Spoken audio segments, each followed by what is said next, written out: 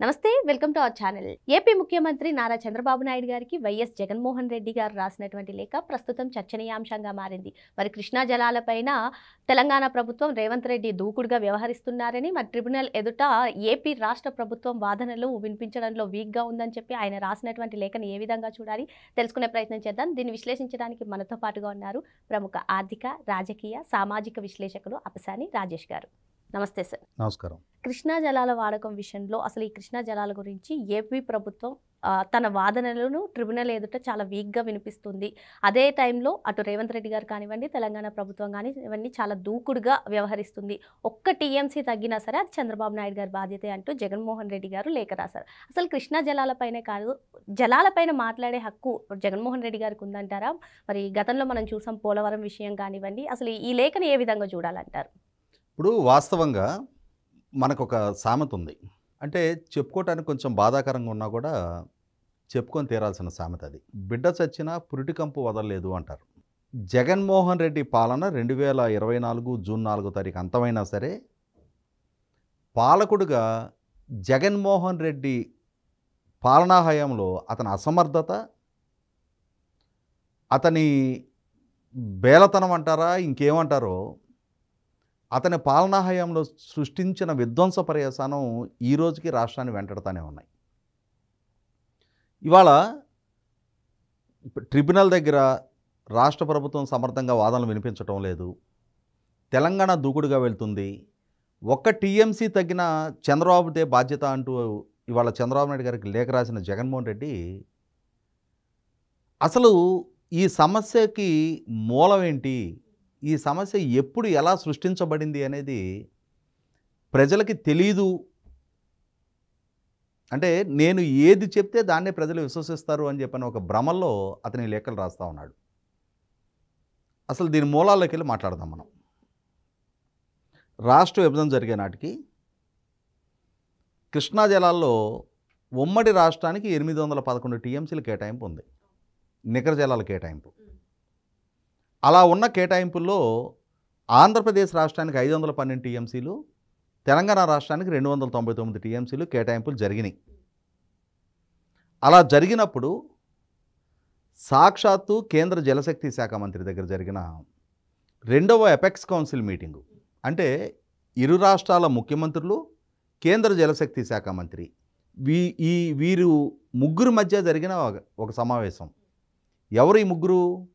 తెలంగాణ ముఖ్యమంత్రిగా కేసీఆర్ గారు, ఆంధ్రప్రదేశ్ రాష్ట్ర ముఖ్యమంత్రిగా జగన్మోహన్ రెడ్డి గారు, అలాగే కేంద్ర జలశక్తి శాఖ మంత్రి, వారి సమక్షంలో ఒక సమావేశం జరిగింది. అలా సమావేశం జరిగిన రోజున కేంద్ర ప్రభుత్వం దగ్గర తెలంగాణ ముఖ్యమంత్రి కేసీఆర్ గారు ఒక ప్రతిపాదన తీసుకొచ్చారు. కృష్ణానదీ జలాల్లో ఇప్పుడు జరుగుతున్న ఈ పంపిణీ మాకు ఆమోదయోగ్యం కాదు. ఆంధ్రప్రదేశ్ రాష్ట్రానికి 512 టీఎంసీలు, తెలంగాణ రాష్ట్రానికి 299 టీఎంసీల కేటాయింపు మేము దాన్ని అంగీకరించడం లేదు. రెండు రాష్ట్రాల మధ్య సమాన ప్రాతిపదిక మీద కేటాయింపులు జరగాలి. ఆంధ్రప్రదేశ్ రాష్ట్రం బేసిన్ దాటి, అంటే కృష్ణానది పరివాహక ప్రాంతాన్ని దాటి పెన్నా బేసిన్లో అక్కడున్న ప్రాజెక్టుల ద్వారా ఆ ప్రాంతానికి కృష్ణా జలాన్ని తరలిస్తూ ఉంది. కృష్ణానదికి ప్రధానమైన క్యాచ్మెంట్ ఏరియా తెలంగాణలో ఉంది. అటువంటి సందర్భంలో తెలంగాణకు చేసిన ఈ కేటాయింపులు మాకు ఆమోదయోగ్యం కాదు అని చెప్పని కేసీఆర్ గారు ఒక ప్రస్తావన తీసుకొచ్చారు. ఆయన తీసుకొచ్చిన ప్రస్తావన ఆ సమావేశపు మినిట్స్లో ఎంటర్ అవుతూ ఉంది. ఎంటర్ అవుతున్నప్పుడు నాడు అదే సమావేశంలో జగన్మోహన్ రెడ్డి గారు ఏం చేయాలి? ట్రిబ్యునల్ ఆంధ్రప్రదేశ్ రాష్ట్రంలో ప్రాజెక్టుల వారీగా చేసిన కేటాయింపులు 512 టీఎంసీలు, మాకేమో అదనపు జలాల కేటాయింపు జరగలేదు. ఈ 512 టీఎంసీలో ఒక్క టీఎంసీ తగ్గిన మా రాష్ట్రానికి ఆమోదయోగ్యం కాదు, మా రాష్ట్ర ప్రయోజనాలు దెబ్బతింటాయి.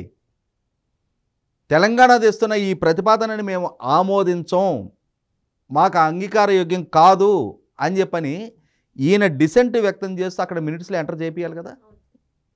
బెల్లం కొట్టిన రాయిలాగా మౌన ప్రేక్షకుల్లాగా మిగిలిపోయాడు ఆ సమావేశంలో. తెలంగాణ ప్రస్తావన మినిట్స్లో ఎంటర్ అయింది. ఈయన అభ్యంతరం చెప్పలా.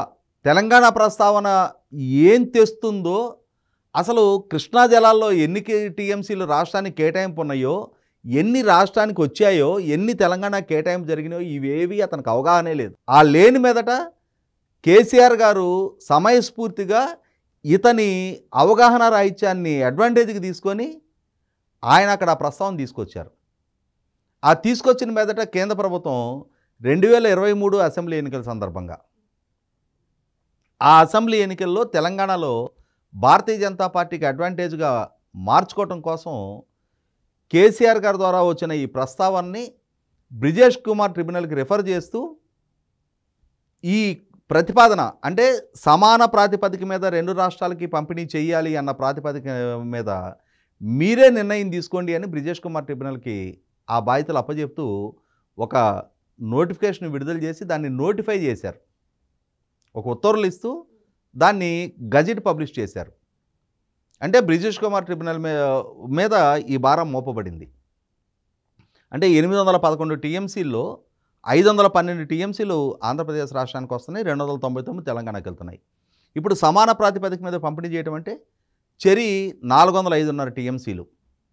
అంటే అప్పుడు తెలంగాణకి ఇప్పుడు వస్తున్న 299 టీఎంసీలకు అదనంగా ఇంకొక 106.5 టీఎంసీలు అదనపు కేటాయింపులు చేయాలి. ఈ 106.5 టీఎంసీలు ఎక్కడి నుంచి చేస్తారు కేటాయింపులు? ఆంధ్రప్రదేశ్ రాష్ట్రానికి ప్రస్తుతం జరుగుతున్న కేటాయింపులో నుంచి 106.5 టీఎంసీలు తెలంగాణకి కేటాయింపు చెయ్యాలి అనేది తెలంగాణ డిమాండ్. దీన్ని పరిష్కరించమని చెప్పని కేంద్ర ప్రభుత్వం ఒక ఉత్తర్వులు బ్రిజేష్ కుమార్ ట్రిబ్యునల్కి ఆదేశాలు ఇచ్చింది. రేపు రోజున బ్రిజేష్ కుమార్ ట్రిబ్యునల్ ఇప్పుడు 2 రాష్ట్రాల వాదనలు వింటూ ఉంది. ఆంధ్రప్రదేశ్ రాష్ట్రం చాలా సమర్థంగా మా రాష్ట్రానికి చేసిన కేటాయింపులు మా రాష్ట్రంలో ఉన్న ప్రాజెక్టుల వారీగా మాకున్న హక్కు ప్రకారం నదీ పరివాహక ప్రాంతంలో చివరి రాష్ట్రంగా, అంటే చివరి రాష్ట్రానికి కొన్ని హక్కులు ఉంటాయి, ఆ హక్కుల ప్రాతిపదికగా మాకు కేటాయింపులు చేయబడ్డాయి. మళ్ళీ దీని మీద పునర్విచారణ జరపడానికి కానీ పునఃపరిశీలన చేయటం కూడా మాకు ఆమోదయోగ్యం కాదు. ఒక్క టీఎంసీ కూడా మాకు చేసిన కేటాయింపుల్లో తక్కువ చేయటాన్ని మేము అంగీకరించమని చెప్పని రాష్ట్ర ప్రభుత్వం తన వాదన వినిపిస్తూ ఉంది. కానీ సమయం సందర్భం వచ్చినప్పుడు స్పందించని జగన్మోహన్ రెడ్డి ఆ రోజు మౌన ప్రేక్షకుల్లాగా అక్కడ కేసీఆర్ గారి దగ్గర, ఎందుకంటే మనం చూసాం జగన్మోహన్ రెడ్డి గారు ముఖ్యమంత్రిగా పదవి బాధ్యతలు చేపట్టగానే అంటే ఉమ్మడి రాజధానిగా నిర్ణయించబడ్డ హైదరాబాద్లో ఆంధ్రప్రదేశ్ రాష్ట్ర సచివాలయం కోసం, ఆంధ్రప్రదేశ్ రాష్ట్ర కార్యాలయాల కోసం అప్పగించబడిన బిల్డింగులు మొత్తాన్ని కూడా కేసీఆర్ గారికి ఏకపక్షంగా దారాదత్తం చేశాడు. అంటే తన అవగాహన రాహిత్యంతో రాష్ట్రానికి సంబంధించిన సెక్షన్ 9, సెక్షన్ 10 సంస్థలకు సంబంధించిన ఆస్తుల పంపకాలు జరగకపోయినా, సిబ్బంది విభజన జరగకపోయినా, నిధుల బట్వాడా 2 రాష్ట్రాల మధ్య ఇంకా పూర్తి కాకపోయినా కూడా రాష్ట్రానికి అడ్వాంటేజ్గా ఉన్న బిల్డింగులు మాత్రం తెలంగాణ కేటాయింపు చేసేసాడు. అదే సందర్భంలో ఇవాళ రాష్ట్రానికి ఒక జీవన్మరణ సమస్య లాంటి 106.5 టీఎంసీలను కోల్పోయే నిర్ణయం తన సమక్షంలో జరుగుతూ ఉన్నప్పుడు 106.5 టీఎంసీలు ఇవాళ కోత పడితే ఎక్కడి నుంచి జరుగుతాయి? కోస్తా ప్రాంతానికి వచ్చేటప్పటికి కృష్ణా డెల్టాకి 155 టీఎంసీలు బచావత్ ట్రిబ్యునల్ కేటాయింపులు చేసింది. జాతీయ అంతర్జాతీయ నీటి సూత్రాల ప్రకారం నది మీద మొట్టమొదట స్థిరీకరించబడ్డ ఆయకట్టుకి మొట్టమొదటి కేటాయింపులు జరగాలి. కృష్ణానది పుట్టి సముద్రంలో కలిసే ఈ మధ్యలో మొట్టమొదటగా ఆ నది మీద స్థిరీకరించబడ్డది కృష్ణా డెల్టా. 1853లోనే సర్ ఆర్థర్ కాటన్ గారు విజయవాడ ఆనకట్ట నిర్మాణం చేసి కృష్ణా డెల్టా స్థిరీకరణ జరిగింది.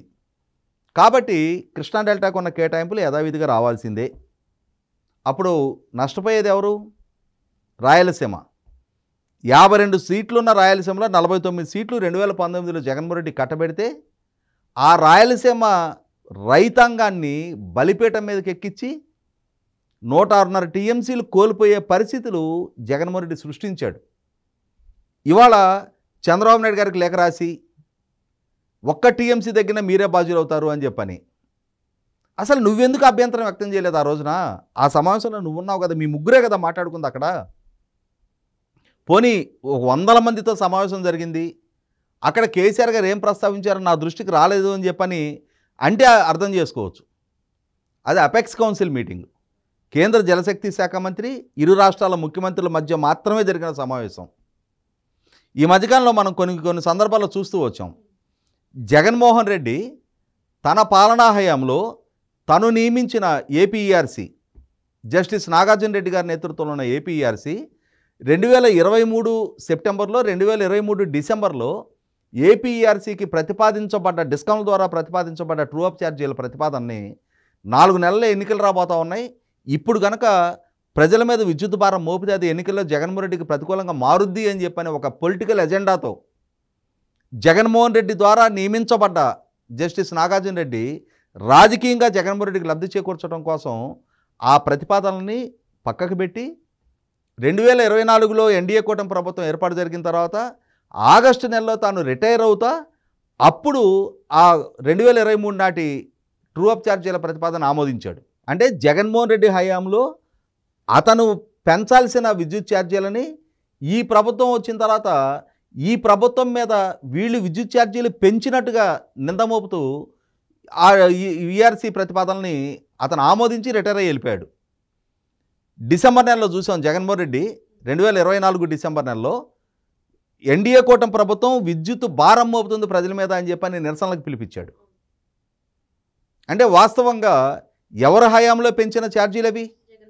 2014-19 మధ్య చంద్రబాబు నాయుడు గారు ఒక్కసారి కూడా విద్యుత్ ఛార్జీలు పెంచలా.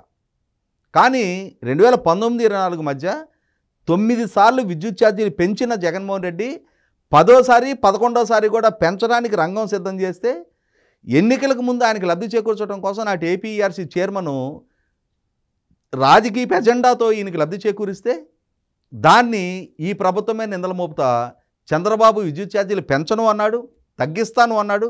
చూసారా అధికారంలోకి రాగానే విద్యుత్ ఛార్జీలు పెంచాడు అని చెప్పని నిరసనలకు పిలిపించాడు. అదేవిధంగా తన పాలనా హయాం నాటి నిర్వాకం ఇవాళ ఈ బ్రిజేష్ కుమార్ ట్రిబ్యునల్ ముందు ఈ సమస్య తలెత్తడం కూడా రాష్ట్ర ప్రభుత్వం చాలా సమర్థంగా కేసు హ్యాండిల్ చేస్తూ ఉంది.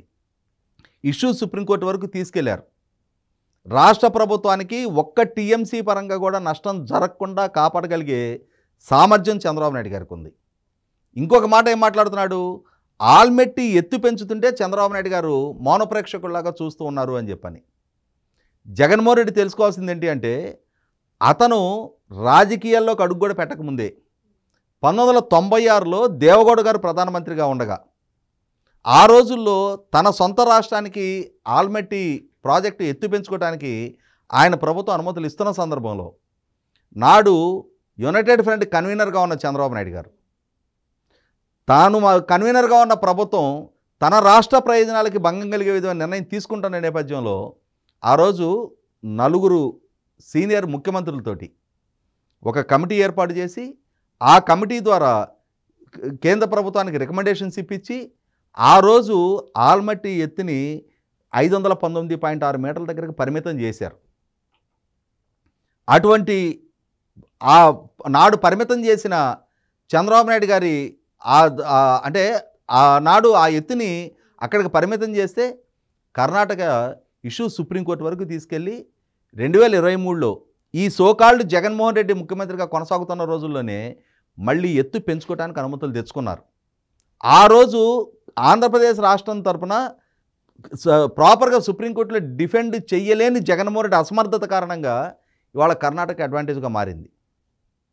ఈ కళ్ళ ముందు జగన్మోహన్ రెడ్డి వైఫల్యాలు ఈ విధంగా కనిపిస్తూ ఉంటే వాటిని తన వైఫల్యాలని ఇవాళ చంద్రబాబు నాయుడు గారికి ఆపాదించి చంద్రబాబు నాయుడు గారి ప్రభుత్వం విద్యుత్ ఛార్జీలు పెంచింది, చంద్రబాబు నాయుడు గారి ప్రభుత్వం కృష్ణాలో నీటి హక్కును కోల్పోతూ ఉంది, చంద్రబాబు నాయుడు గారి ప్రభుత్వం ఆల్మట్టి ఎత్తు పెంచుతుంటే చూస్తూ ఉంటుంది అని చెప్పని ఏ వైఫల్యాల కారణంగా ఇవాళ ఇటువంటి దుస్థితి ఇవాళ ఆంధ్రప్రదేశ్ రాష్ట్రానికి తలెత్తింది అనేది కళ్ళ ముందు స్పష్టంగా కనిపిస్తుంటే ఇంకొక దుర్మార్గం కూడా ఈయన పాలనా హయాంలో జరిగింది.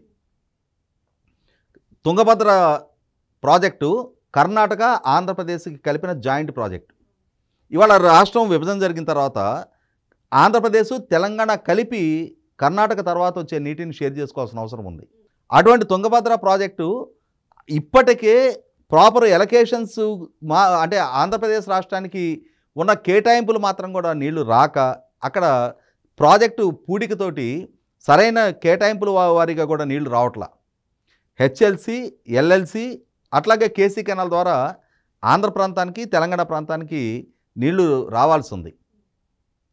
అటువంటి పరిస్థితుల్లో తుంగభద్ర ప్రాజెక్టుకి ఎగువన అప్పర్ భద్ర అని చెప్పని ఒక ప్రాజెక్టు కర్ణాటక సంకల్పిస్తే ఆ ప్రాజెక్టుని జాతీయ ప్రాజెక్టుగా కేంద్ర ప్రభుత్వం కూడా గుర్తించి వాళ్ళకి ఆర్థిక సహకారం అందిస్తూ ఉంటే 22 మంది పార్లమెంటు సభ్యులుండి జగన్మోహన్ రెడ్డి ఆ ప్రయత్నాన్ని అడ్డుకునే ప్రయత్నం కూడా చేయాల. ఇవాళ హెచ్ఎల్సి అయినా ఎల్ఎల్సి అయినా దుర్భిక్ష అనంతపూరు, దుర్భిక్ష కర్నూలు జిల్లా ఎగువ ప్రాంతాలకి నీళ్ళు అందించే కాలువలు. అంటే ఇవాళ అప్పర్ భద్ర కనుక నిర్మాణం జరిగితే తుంగభద్ర ప్రాజెక్టుకి ఇప్పటికొస్తున్న జలాలు కూడా రాని పరిస్థితి. దాని పర్యవసానం ఆల్రెడీ ఇప్పటికే తీవ్ర నీటి సంక్షోభాన్ని ఎదుర్కొంటున్న అనంతపూరు, కర్నూలు జిల్లాలు మరింత దుర్భిక్ష పరిస్థితులు ఎదుర్కోవాల్సిన పరిస్థితులు తలెత్తుతాయి. ఇవి కళ్ళ ముందు జగన్మోహన్ రెడ్డి వైఫల్యాలు కనిపిస్తుంటే అతని ఇనేబిలిటీ ప్రజలు అర్థం చేసుకొని అతన్ని అధికారానికి దూరం చేస్తే ఇంకా చంద్రబాబు నాయుడు గారిని బాధ్యునిగా, చంద్రబాబు నాయుడు గారిని దోషిగా ప్రజల ముందు చిత్రీకరించాలి అనుకుంటే నిన్న నీ నిర్వాకం ఏంటి? పాలకుడిగా నీకు అవకాశం దక్కిన రోజు అధికారంలో ఎవరున్నా వాళ్ళ మెడల నుంచి ప్రత్యేక హోదా సాధిస్తానని చెప్పని ఎన్నికలకు ముందు బేరాలు పోయి అధికారం దక్కిన తర్వాత కేసీఆర్ గారికి, కేంద్ర ప్రభుత్వానికి దాసోహం అని రాష్ట్ర ప్రయోజనాలని, రాయలసీమ ప్రయోజనాలని ఏ విధంగా పణంగా పెట్టావు అనేది కళ్ళ ముందున్న చారిత్రక సత్యం. ఇంకా నాడు జరిగింది ఏది వాళ్ళ ప్రజలకు తెలియదులే, ఈరోజు నేను చేసే ప్రచారమే ప్రజలు నమ్ముతారు అని చెప్పని భ్రమంలో ఉన్న జగన్మోహన్ రెడ్డి ప్రజలను కూడా భ్రమంలో ఉంచాలి అనుకుంటున్నాడు. కానీ జగన్మోహన్ రెడ్డి ఏంటి, అతని పాలన ఏంటి, అతని సామర్థ్యం ఏంటి అనేది ప్రజలకు ఒక స్పష్టత వచ్చిన నేపథ్యంలో ఇంకా భ్రమంలో ఉండడానికి ప్రజలు సిద్ధంగా లేరు. మరో అంశంతో మళ్ళీ కలుద్దాం. Thank you sir.